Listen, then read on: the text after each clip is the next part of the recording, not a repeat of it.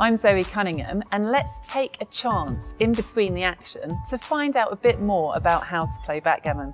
So if you're mystified watching at home, I'm going to give you a quick and simple guide on how to play basic backgammon. So to start with, let's start with some terminology. This is obviously the backgammon board. These are known as backgammon shakers or backgammon cups. Dice are still called dice, which you roll every turn. These triangular areas are called points, and they're the kind of squares of the backgammon board. They're how you move your pieces around.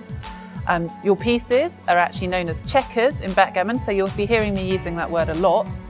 And then in terms of areas of the backgammon board, this area down the middle is called the bar, and that's used in quite a special situation which I'll explain later. This area is called your home board because this is where you're aiming to get all of your pieces into in order to end the game. And these quarters of the board in general are known as quadrants. So this is your home board or your home quadrant. So how to play. So each go you roll your dice. So say I roll a 4-3. This means that I can move one piece 4 and one piece 3. And I'm moving my pieces from over here in this quadrant round and into my own home board. Now my opponent actually moves exactly the opposite way to me. So for my opponent, he starts here in my home board and he moves around into his home board on the other side of the board. So the pieces move against each other, and that's where the conflict happens, which is what leads to the tension and excitement in backgammon. So I've rolled a 3-4, so I could move this piece 4, 1, 2, 3, 4, and I could move a different piece 3, 1, 2, 3, or if I wanted, I could move one piece 7, 1, 2, 3, 4, 5, 6, 7. Now there are two special rules when moving pieces.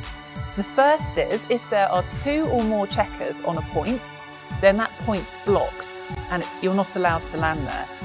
So in this case, I can't move this checker 7, 1, 2, 3, 4, 5, 6, 7, because he would need to land on this point, which is blocked by my opponent because he's got 3 checkers on it.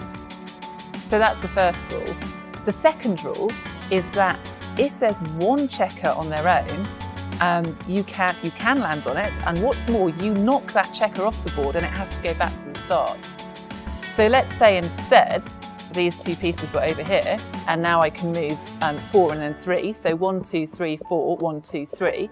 I knock this checker off, he goes onto the bar, which you'll recall is in the middle of the board here, and now this checker, for White's next go, White has to re-enter this checker into my home board, so that it has to go all the way back around. This is like going right back to the start. It's immensely frustrating when this happens in backgammon.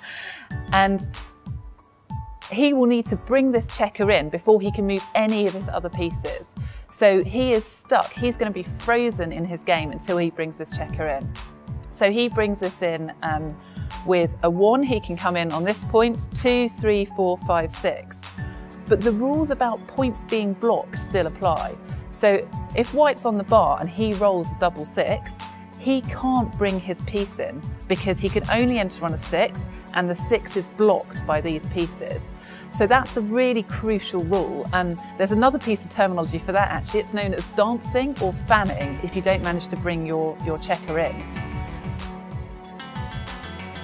The aim of the game is to bring all of your pieces around the board. So you keep rolling your dice in turn and moving your pieces around the board. Your aim is to get all of your pieces into your home board, and then you can take your checkers off. And you take your checkers off in the same way by rolling the dice. 6 you take off the furthest point, 5, 4, 3, 2, 1. If I manage to take all of my checkers off before my opponent takes a single checker off, I win a gammon, and that's worth double points. If I manage to take all of my checkers off before my opponent even gets his last piece out of my home board, then I win triple points, and that's known as a backgammon.